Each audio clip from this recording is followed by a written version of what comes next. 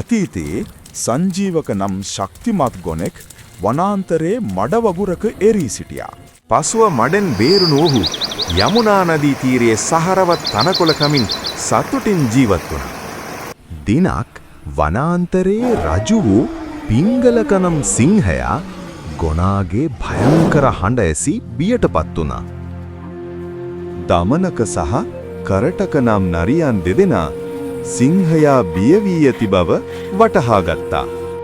කපටි දමනක ගොනා හමු වී ඔහුට සිංහ රජු මුණ ගැසෙන ලෙස ආරාධනා කළා. නොබෝ දිනකින් සිංහයා සහ ගොනා එකිනෙකාට ගරු කරන ඉතා සමීප මිතුරන් බවට පත් වුණා. ඔවුන් එකට විවේක ගත්තා, එකට සැරිසරුවා. සිංහයා තමාගේ රජකමත්, ගොනා තමාගේ බියත් අමතක කර දමා වනාන්තරයටම ආදර්ශයක් වූ අපූරු මිත්‍රත්වයක් ගොඩනැගුවා. නමුත් දමනක නරියා මේ මිත්‍රත්වයට ඊර්ෂ්‍යා කළා. ඔහු ඔවුන් භේද කිරීමට කුමන්ත්‍රණය කළා. ඔහු මුලින්ම සිංහයා අසලට ගොස් ගුණා ඔහුට පහර දීමට සැරසෙන බව පවසා සිංහයාව කෝප ගැන්වුවා.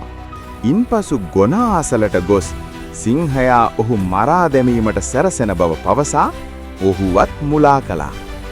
කපටි නරියාගේ වචනවලට රැවටුණු මිතුරන් දෙදෙනා අතර දරුණු සටනක් ඇති වුණා. අවසානයේදී සිංහයා අතින් ගොනා මිය ගියා. සිංහයා තම මිතුරා වෙනුවෙන් බොහෝ පසුතැවිලි වුණා. නමුත් කපටි දමනකේ තම සැලැස්ම සාර්ථක කරගෙන රජුගේ ප්‍රධාන ඇමති බවට පත් වුණා. කේලාම්බලට සහ ඕපාදූපවලට සවන් දීමෙන් කෙතරම් සමීප මිත්‍රත්වයන් වුවත් විනාශ විය හැකි බව මේ කතාවෙන් අපිට උගන්වනවා.